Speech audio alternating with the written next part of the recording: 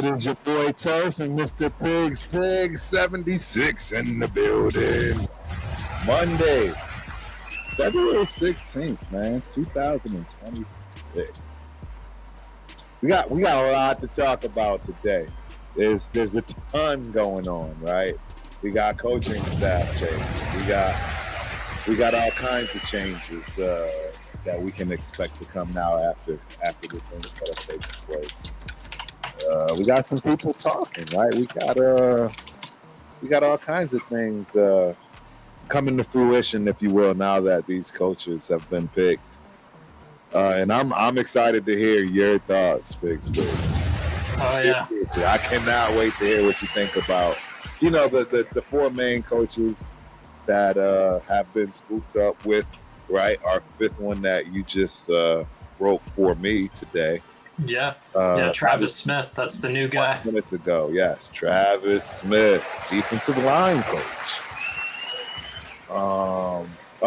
Is the stream smooth? Okay, that's you. Okay, good. I got it pulled up on my computer here, and it's doing that thing it did during our first stream where it stops and then goes. Yeah. Okay. Let's make sure we're good. Yeah, we want to definitely make sure we're good, like you're saying. Turf is always struggle streaming. Shout out to the lead attorney. As y'all know, it looks good though. So far, I think we're okay. But you got it pulled up on your end, the stream? I got the stream pulled up. Everything looks good. We're live horizontal. We're live vertical. Okay. Please let us know if things are not sounding good, right?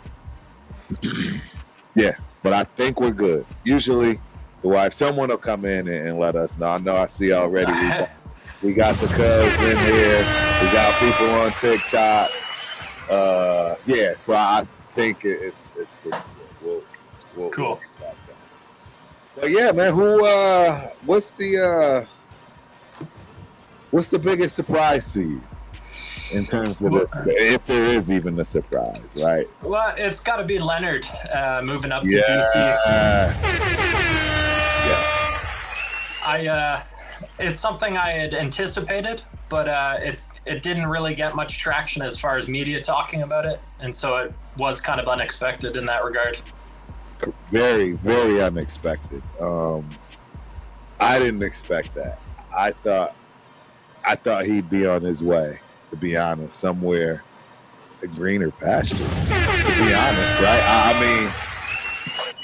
mean, would he get a D coordinator position leaving? I don't know. I don't think so. But, meaning greener pastures in terms of a better opportunity as far as winning, right?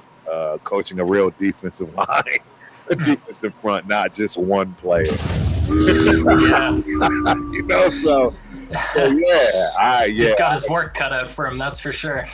He's got his work cut out for him big time.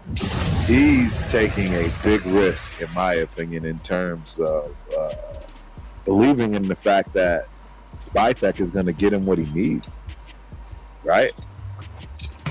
Yeah, identifying talent, bringing it in, and making sure that talent plays. That's going to be all on him. 100%. I mean, at least that's what we think. Right? It may be Brady, right? Who knows, right? We still got to figure those things out. The part with Leonard that really makes a lot of sense is that he's already super comfortable with the organization and some of the players, and he already has their respect. So having him kind of get the promotion, I think, will be a big confidence boost to pretty much the whole defense. Yeah. And so where it does make sense, because these are things that we do know, which is, Max Crosby adores Leonard. And in fact, I tend to believe that was part of the scenario. Right? Part of the situation, that's my guy. So, we're going to keep me around and you don't want to hear these rumblings, then you might figure that part. if Max believes in him, then I mean, Max is our superstar. That's going to be pretty important for anyone else coming into the defense, looking up to what Max's opinions are and then kind of falling in line. Right. Now, the question still remains, and I don't want to sidetrack us and get off track too much, but, is he going to be around? I mean, are they going to make a trade and if you are going to make a trade, would you do that before the draft? Yeah, it's definitely a consideration that's being had right now. But I think it's so multi-layered that it's very easy to fall into this buying into that he's dissatisfied or not happy here. I think a lot of that is kind of false. I think a lot of it is to pump his stock because everyone's talking about him. Exactly. And his goal is to make the Hall of Fame. And it is kind of a popularity contest in some regard. If your name is not recognized by the masses, then that's going to be a big problem when you're trying to get into the Hall of Fame. So these are important days, getting the recognition as being, a Micah Parsons level trade asset, getting your name associated with that. I agree. I wholeheartedly agree. It's going to be interesting. I personally would trade Max. I know. Boo me, hate me. It's just something that I would absolutely do right now. It makes if you're getting a Micah Parsons level return, that does have a lot of common sense to it. And I think if the right opportunity as far as a playoff team comes into the picture, then Max might consider it. But it's kind of a win-win for him either way. Like if he stays with us, he's being recognized as a Micah Parsons level player. And if he gets traded to a playoff team, well, there's this opportunity to win big games. Yep. Absolutely. And I mean, I would love to put Max on layaway. That's my favorite saying right now with him. Let that man go win somewhere, right, and bring him back and have him retire a Raider. That's how I look at it, man. We've seen this example several times, right, where people, get borrowed and come back, even if it's for a day, right, and retire with the team they started with. At this point, 8th year into it. Yeah, Woodson is the precedent for that. He's kind of the proven path of being able to go to a playoff team, win, and then come back and make things all right. Right. Yeah. He's a good person to lead that too, in terms of Woodson. He's going to be around now, especially with the Whiskey Woodson deal. He's making money hand over fist. And no, he's super happy with his. He's super happy with his Raiders connections. That's paying dividends. It's paying off big time. So yeah, I think it's a good thing all the way around. It's definitely good for the organization.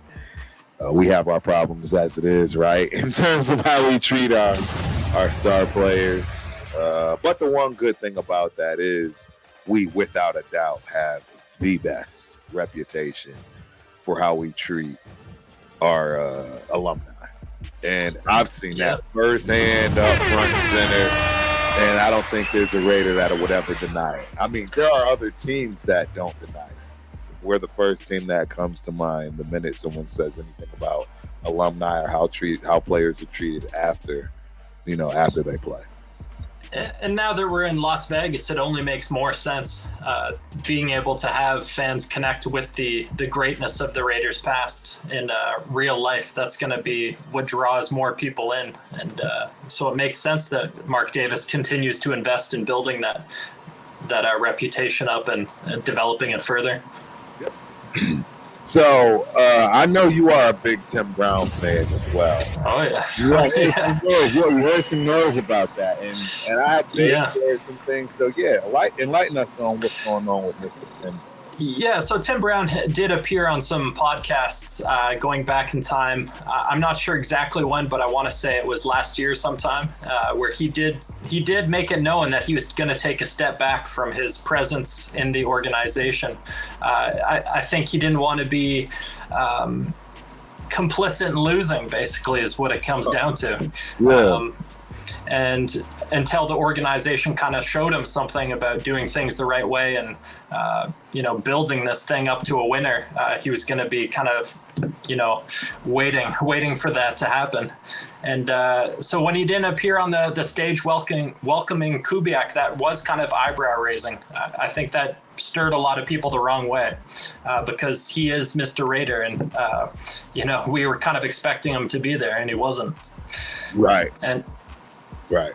No, that makes a lot of sense. And now that you say that, I remember that was one of the things that was definitely brought to the attention because they thought there was some friction, right? And I think Mark kind of cleared that up a little bit for us as well.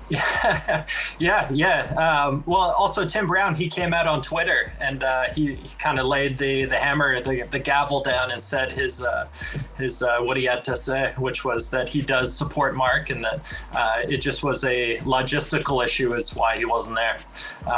Whether that's true or not, that's kind of up to everyone's perspective in the matter and how you add things up. But I think what I take away from it is that Tim Brown is a classy guy. He's never going to throw the organization under the bus. He's going to always do right by presenting them in the best light possible, and you got to respect him for it. And I hope he does have the opportunity to come in and kind of get in front of a camera and tell Raiders Nation what his feelings are about it. Right. No, absolutely, man. Well, we are already 10-15 minutes in, so you guys know how I get down, man. This show is no show without you. Chat lives matter. We got Master Wizard 2022 in the building. We got the Sandman in the building. We got Matthew J in the building. We got Angelica Williams. Shout out to Angelica in the building. Appreciate you for coming through.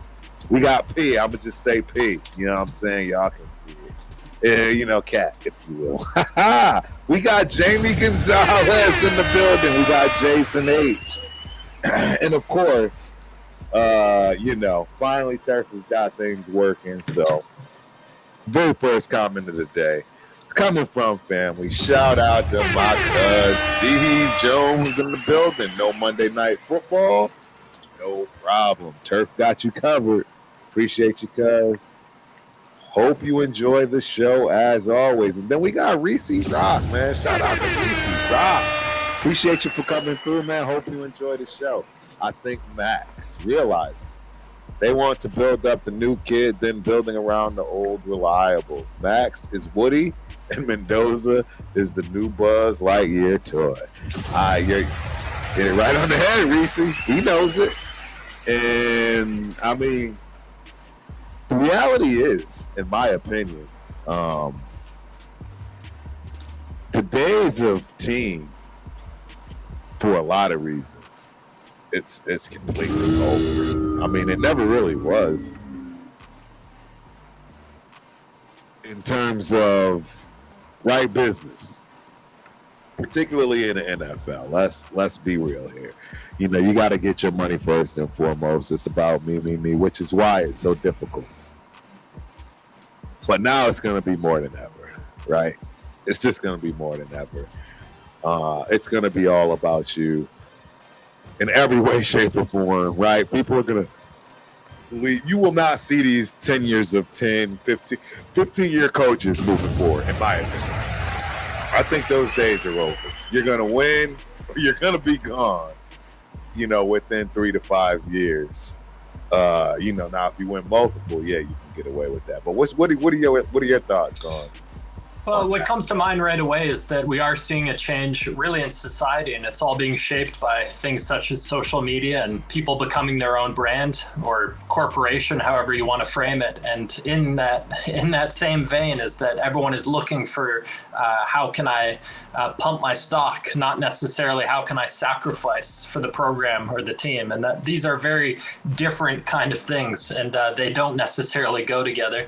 And ultimately, that will kind of have a huge impact on every team and every player and every coach. Yes. And I think some of our recent hires, like going back into the well of Raiders coaches who had already been here and showing them loyalty, that's kind of signaling to other coaches, other players that we're different and we're not going to be doing things like other teams. And maybe if you do sacrifice for us, that we're gonna make it worthwhile. Exactly. No, I agree, and that would be something that's very much needed, just based on our reputation of them.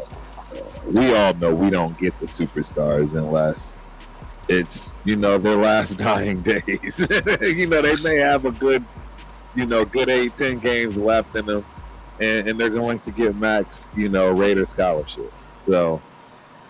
And that's our reputation, guys. That's because we've had, 30 coaches in 20 years? Yeah, that has to stop. That has to end.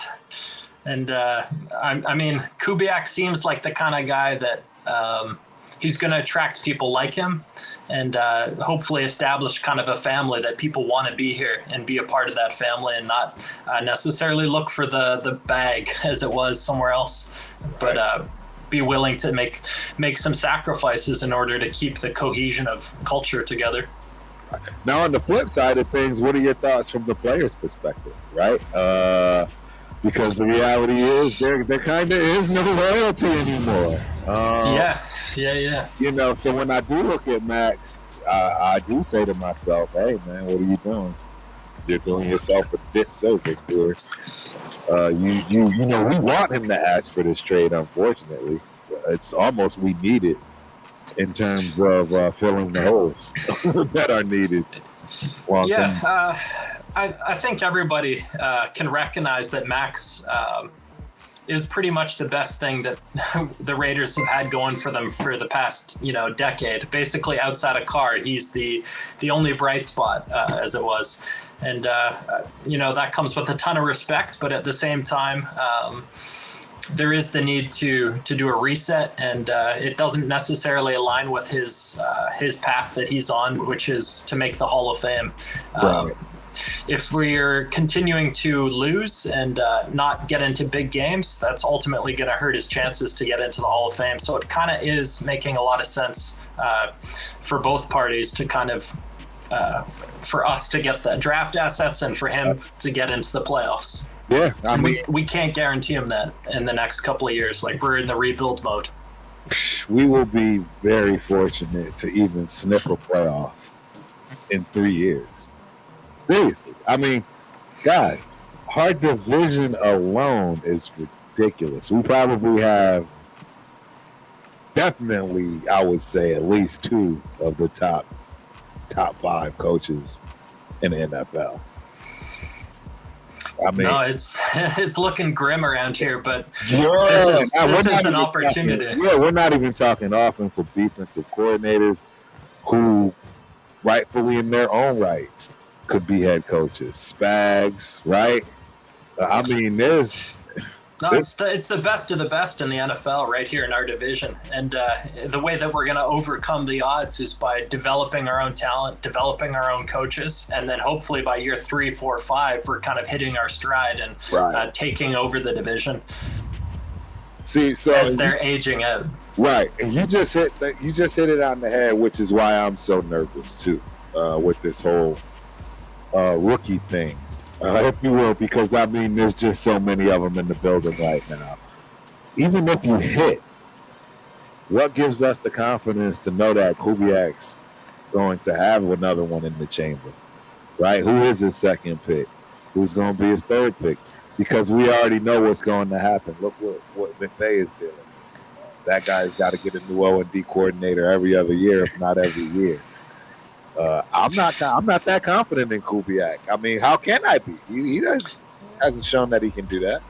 No, it's all untested, unproven, and that is why it does worry me that we're going to be using our draft asset on Mendoza when it could potentially be a plethora of draft picks, because ultimately that is the strategy that I believe will result in the best outcome, or the highest chance probability of hitting, is being able to multiply the amount of picks that we're able to dip into these draft classes with. If we're just kind of going and banking on one player, that's a super high risk scenario from my perspective. We need a lot on both sides of the ball, starting with the trenches. Yeah. I'm very nervous. I'm very nervous on what they do in the offseason in terms of free agency. Yeah, I'm not interested in paying anybody high-end price tags. I'm only interested in bringing in guys who have the potential to pass on their knowledge to that draft class. And if they're not willing to do that, if they're trying to get a ton of play time, that's not really going to be able to help our rookies develop.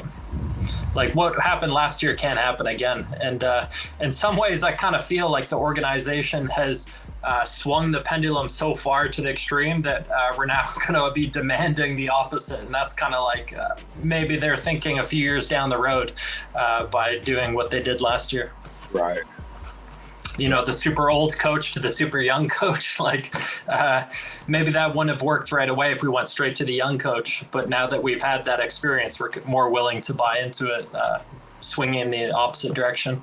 Right. So I know what I did not do that you might have been seeing. And it's only 23 minutes. Shout out to Turf for not starting the stream. I did not start the horizontal. For some reason it showed. Oh, we just got the vertical going. It was just the vertical that was going. But in any event, we should be good now. I haven't seen anybody else chat by way of YouTube, so, and I didn't look at that. So usually there are a ton of people on that. So for people on X, we appreciate you. Thank you for coming through. Hope you enjoy the show. But if you don't mind, mosey on over to YouTube, right? The Ultimate Gamer Fan 32. And don't forget to hit that like and subscribe. Last but not least, the notification button. That way you know when we're here. You won't miss us. Yeah. Do comment, because we'll be able to read those out and engage with you as well. Absolutely. So yeah, we're going straight into it, man. Coach time. Coaches, what do you think? You see the guys up there? Let's straight with no chaser. Man, we going straight to what, the offensive coordinator, which is Andrew, right? Andrew Janocko. That's the man, Andrew Janocko. We did discuss him in our last conversation, but there were some pronunciation issues with his last name, Janocko. Janocko? I think it's Janocko. Yeah, Janocko. Yeah, I heard Carr talking about him on his podcast, and he had a lot of really positive things to say about him. So, well, I mean, the one thing that I always love is, he's a coach's kid. That you never can go wrong. Not only that, even another green flag I would say is he's a quarterback. Yeah, he played the position. He knows what the quarterback's doing. At Pitt, mind you. So not just, some rinky-dink school or, just sent off to get some playing time because he knew he's probably going to be more along the coaching line. And I don't even know if he played. I don't know if he played professionally. Obviously, he's been coaching professionally for quite some time now. But I don't know much on his career in terms of his play. Yeah, I'm not seeing much as far as professional achievements, but his coaching achievements are pretty impressive. Along with his exposure. Exactly. And that's where I was headed with this because, right, he did have a stint with the Bears as their quarterback's coach Yeah, working with Justin Fields, that was a challenge, a big mountain to climb. Huge mountain to climb, and considering, right, what anybody else didn't do with it, I mean, I would give him props for that. Yeah. That's trial by fire. You're getting a challenging quarterback to work with because ultimately he wasn't polished or refined and needed to make a huge adjustment to the NFL. And a coach kind of needing to meet that player where they are is showing that he's adaptable and flexible. And so whoever we're able to draft, we kind of have confidence that he's been there, done that with the challenge. And not only that, I mean, the guy had Luke Getsy as his own coordinator. So you got to take that with a grain of salt, right? I think we all. Yeah, we know. We know exactly what's going on. We know what's going on when it comes to a Luke Getsy offense. So, again, I give him kudos. Not only dealing with, a quarterback from Ohio State, dealing with Luke Getsy. I wonder what Getsy's doing this day and age. I'm sure he's somewhere. Yeah, I mean, he's not in the spotlight right now. He's laying low. He's doing it the right way. Yeah.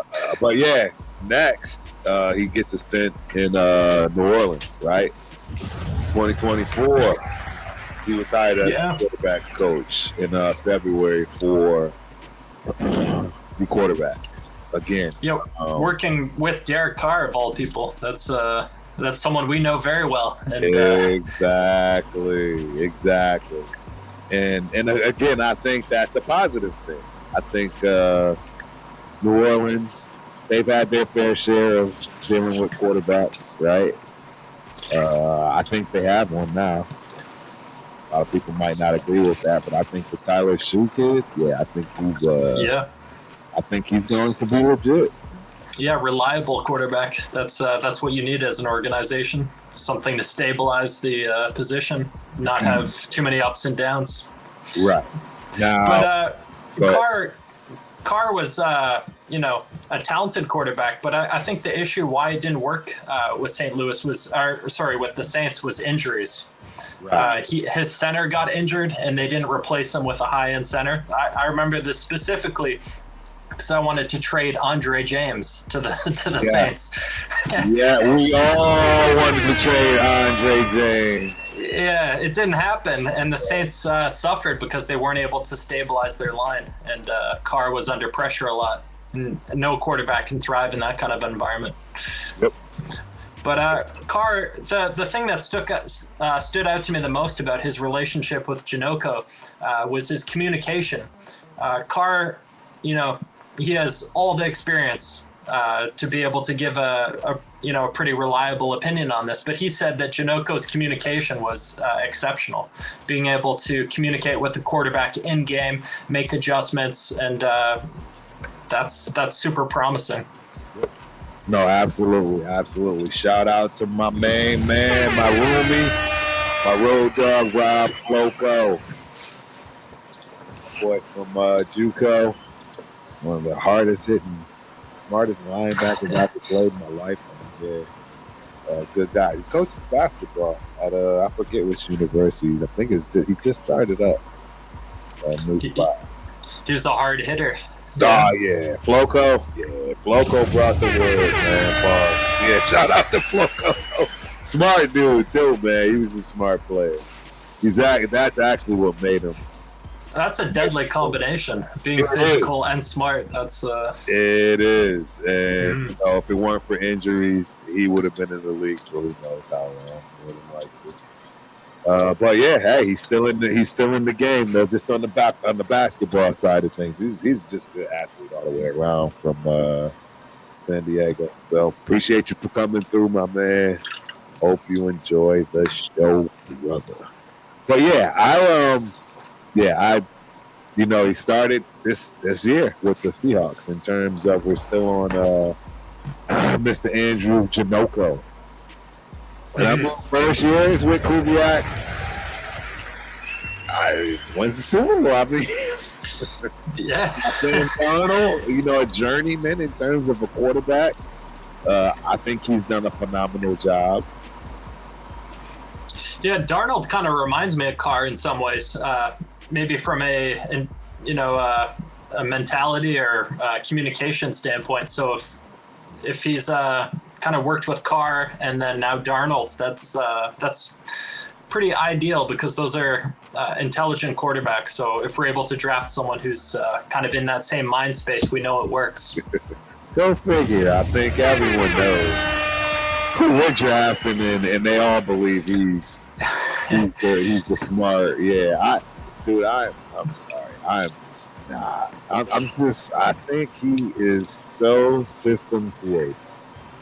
Yeah, it is a huge topic to unpack, and I do understand that the dominoes are lining up in order to tell us who we're drafting. And if you watched Mark Davis's scrum with the media, he seemed pretty joyful about the prospect of drafting Mendoza 1 overall. So all arrows are pointing to him, and Janoko is kind of someone who's already kind of proven the ability to work with someone who's kind of in that same ballpark of quarterbacks. Right. Yeah, and that's the thing, man. I don't mind that part. I don't mind that part. He's seasoned. He's not a rookie quarterbacks coach, right? He's been in the league a little bit and kind of earned his stripes. And not just as a quarterbacks coach, right? With Minnesota. Yes, there you go.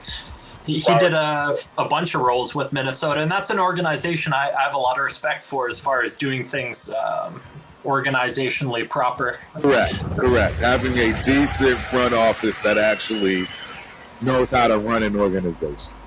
Yep.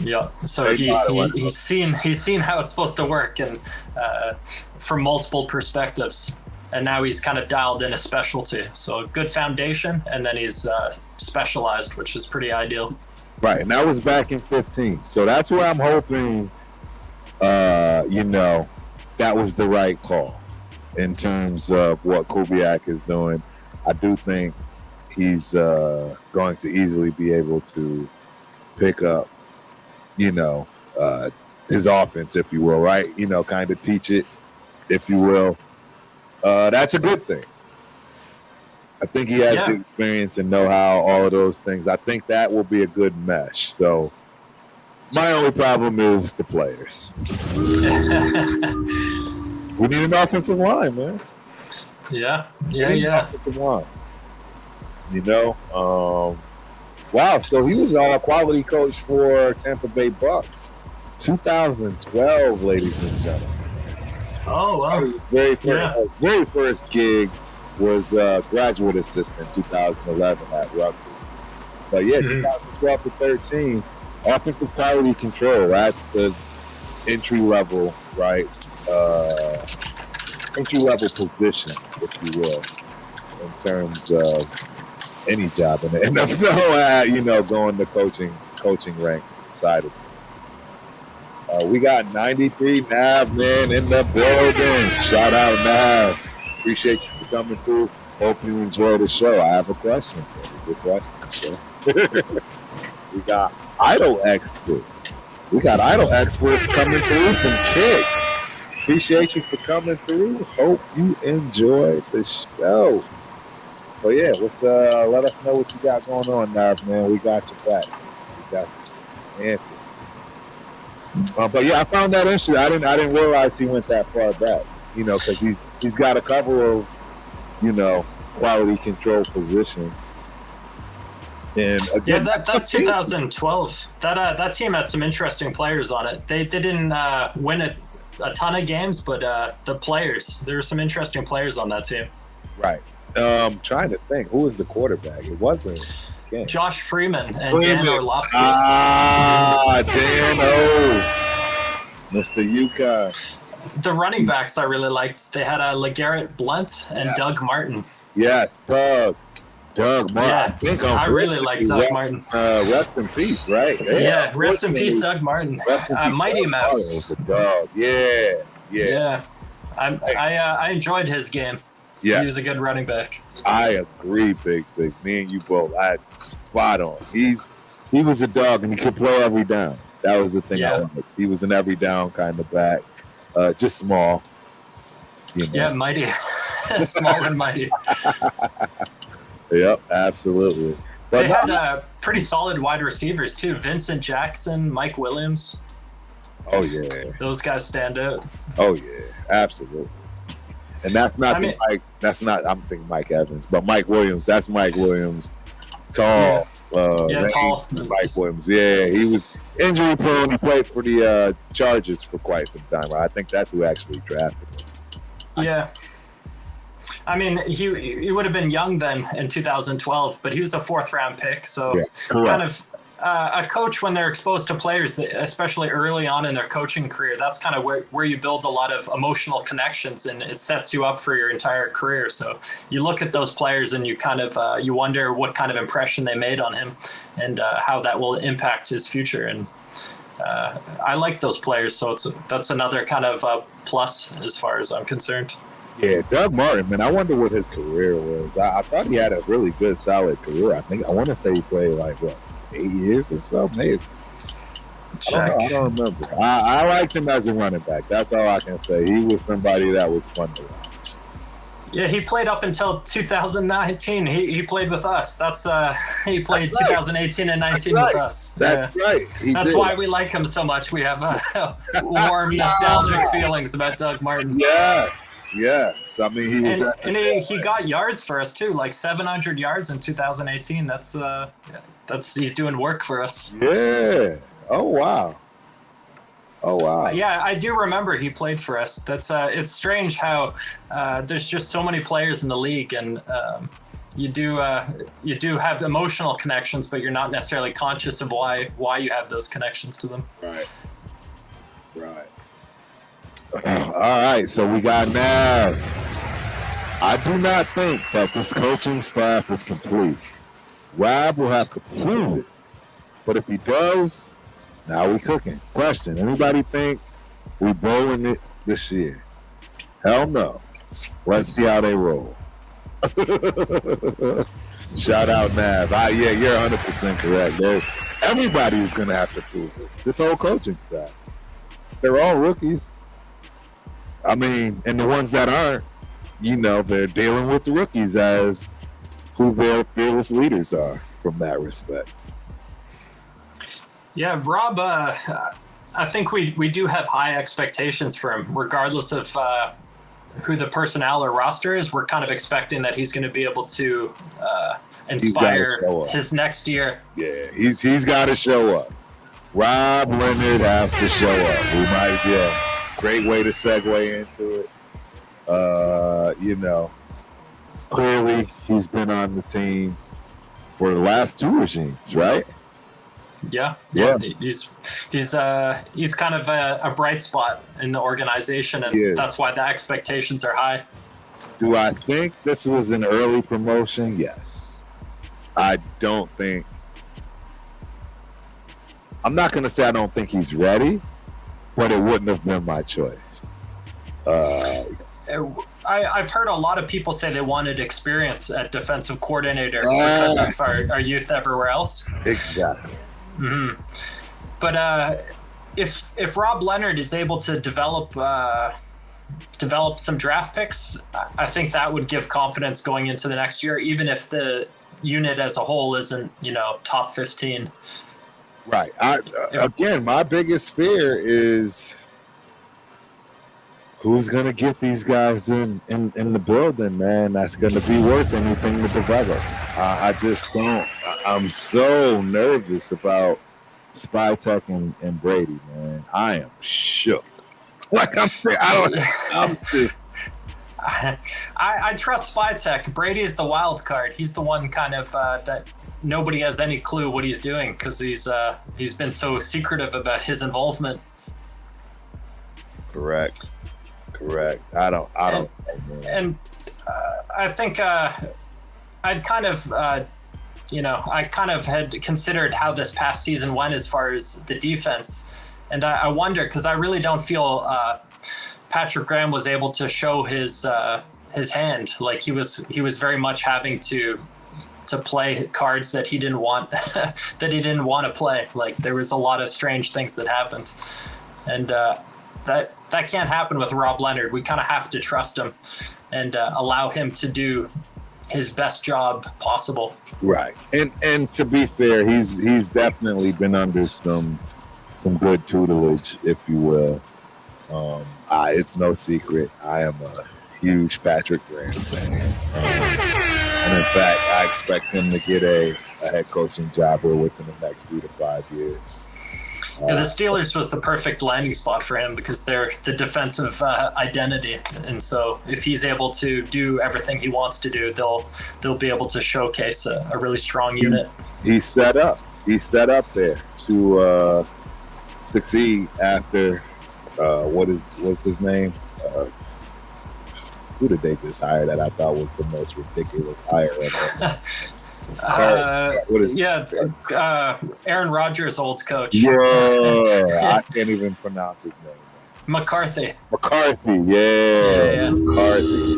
I just don't understand that hire. I don't understand that hire. He doesn't like. I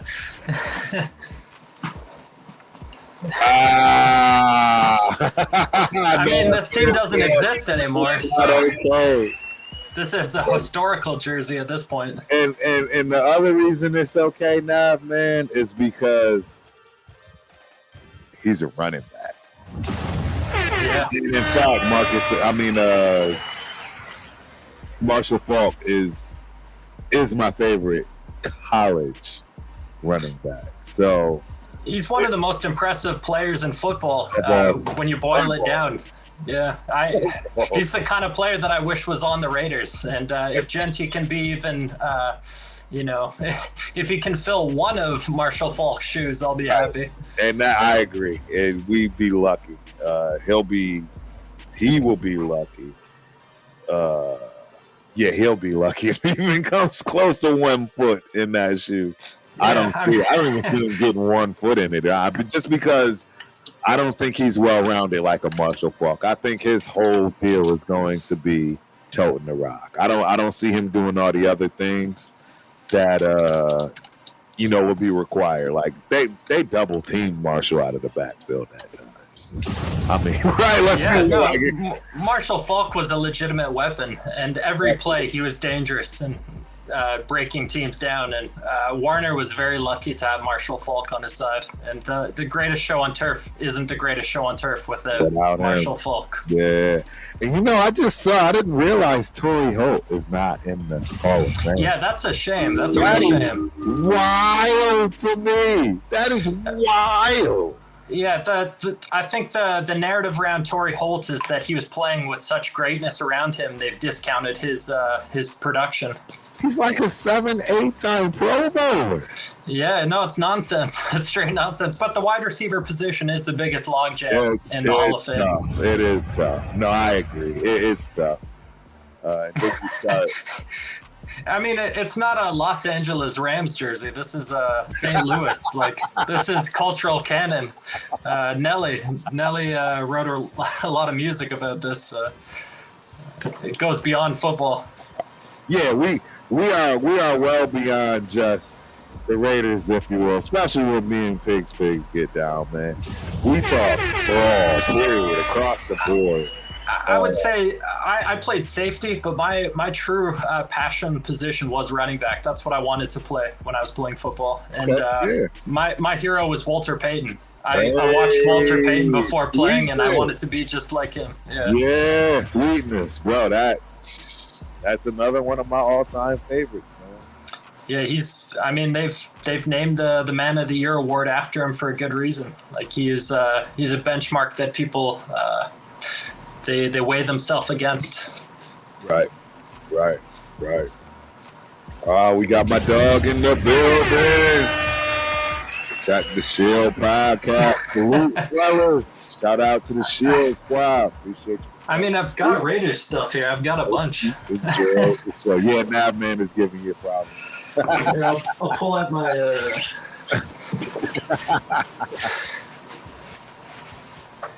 You know us Raider fans, man. They can get you know. Oh, I like that. That's fine. Yeah. Yeah. My Raiders fandom, it goes back to around 2000, and specifically it was Tim Brown. My mom was in California for a year, and she brought back a playbook. She went to the Raiders games in Oakland. She had big bodyguards with her. She was sitting in the Coliseum. Yeah. And Tim Brown, I remember reading that playbook, like the game day book, more times than I can remember, and I just have it burned in my mind. So I loved football before I loved the Raiders. Going back to like 97, watching Green Bay and the Broncos play in big playoff games. That was kind of my first exposure to the NFL. And but the Raiders were the team that stuck out as the team for me. But football is kind of my ultimate passion. Hey, I'm the same way, man, and I tell people that all the time. I mean, I am a football fan first. Even when I'm in the stadium watching the Raiders, I can't help it. I will yell and scream, catch the damn ball when the opposing team drops it, because I can't help myself. It's you're still wearing the helmet. That's yes, exactly. You hit it right on the head. I'm still wearing the helmet. I'm still, you know what I'm saying? Looking at it through that lens of just pure football first before any team. And it's always been that way for me. Always. It's deep emotional roots. We get caught up in kind of the teams, but ultimately it's about the feelings, the emotions. And emotions don't really have labels. It's more just feeling. Hard to put a finger on. Yep, absolutely. But we were on Mr. Rob Leonard. His background is actually not. It's about the same time frame, but I wouldn't say. I don't know. It's funny. He's one of the older coaches at 38 years old. Isn't it wild? It's weird. He started his coaching career, his high school defensive assistant, 2009. First real position, graduate assistant, 2010. A defensive assistant, 2013 is really going to be what is. Yeah, the Giants. That would have been with the old coach at that time, the gray-haired guy, legend. Not Parcells. Who was that? I can see him. Very old. Yes, it starts with a C. Coughlin, Tom Coughlin. Yeah, Tom Coughlin. Yeah, what a legend. He stuck around forever. Yeah, he made being an old coach cool. That was a very hard thing to do. Hey, and he was well respected amongst his players, man. He was a players coach from that respect, and I didn't expect that. But it's like we're saying, he was old, so you don't expect old guys to get along with the young guys like that. It was certainly surprising, but he made it work, and he overcame the odds in a David versus Goliath scenario, which is kind of what football is all about, is overcoming the odds. And I mean, hey, again, being under Tom Coughlin, that's a good thing. I love Tom Coughlin from that respect. I don't know. I don't know if the cat's out of the bag, but I mean, you guys know I'm a rah-rah kind of guy to begin with, man. But I gravitate towards the coaches that getting your ass for not doing right. I'm just Tom Coughlin's that guy. He's that guy. Yeah. See, I don't know, man. I've always had a special place for the asshole coach. I just always have. Would you say he's the best version of the asshole coach, though? No. I would say he's the best version. But he's kind of a unique version of it. He's the unique version at that age and that age level. For sure. I felt Tom Coughlin really his defenses were really what drove those teams to a Super Bowls, and he held them to really high expectations, and they always came through for him. Correct. He coached hard, and that's the thing. And it's just my era, right? And I get it. It's just what my background. I had one of the biggest asshole coaches in high school, Coach Kearney. I mean, that guy. Whew, and we all got it. We understood it. And we dealt with it. That was the other thing. I mean, I think it's imperative to learn how to deal with those kind of coaches. Use them to your advantage as opposed to being beaten down by them, but be Correct. built up by them. Correct. Understand. And it's a trust relationship ultimately, like trusting that what the interaction is ultimately moving in the right direction. Oh, absolutely. Shout out to Nav, man. I would like to invite you all to my channel on Thursday. Appreciate you, boss. I do have a show on Thursdays, but depending on the time frame, man, definitely could come through and check you out, of course. I gotta ask Nav, man, what's the show called? You got a title for the show? I'd be curious. Is it specific to Raiders? Yeah, right. Grab a drink here. Yeah, no worries. Do your thing, man. I would be curious too. So our Thursday show, which we're going to have to change the name of it because they are no longer dead in the water, and that is Dead in the Water, the Patriots. Although I think they were exposed a little bit, and it may, I may still be valid with my take. And I don't know if you are aware of my take, Biggs, but is this a take with regards to the Patriots? It is in terms of their star quarterback. I have stated that Drake May ceiling is Mitch Trubisky. Oh no! That's rough. Pre-draft. This is pre-draft. That was a huge draft. That's your honest take going back in time. And the truth is, I'm not going to say it was even 100% honest. It was just, I was so Jaden Daniels heavy and just didn't. You had the benchmark comparing. Yeah, it was just hard for me to look at Drake. Plus, Drake May played in the ACC. You know what I mean? Yeah. North Carolina. It's like, I just can't take all of that serious. I wasn't that high on Drake May during the draft. There was a lot of discussion about trading up, and the only guy who I would have traded up for might have been a Jaden Daniels, but I was worried about his injuries and potential due to the frame. Yeah, that was a big concern. That was the reason I didn't want to move up as well and get all that capital lost. Yeah, that was the weighing these things at. That was the big issue. Shout out to my nephew, Rundown. Rundown didn't care, and I think he was right. I think the Commanders are set for a decade. I don't think they'll be looking for another quarterback. He'll add a good 15, 20 pounds onto that frame easy. I think you're going to see a drastic difference after this year, let alone, the years to come. And what I say is look at Lamar Jackson. Lamar Jackson was pretty much the same frame. You know what I mean? No, it takes time to put on real weight. Like, that's a multi-year project. And if the organization's doing right by them, they'll ensure that happens slowly and not try and force it all at once. Because that can have its own set of consequences. Yep. And that show is Raider Shield Family. So Raider Shield Family, man, those days. What time, man? We'll shout you out. We'll get you some crowds.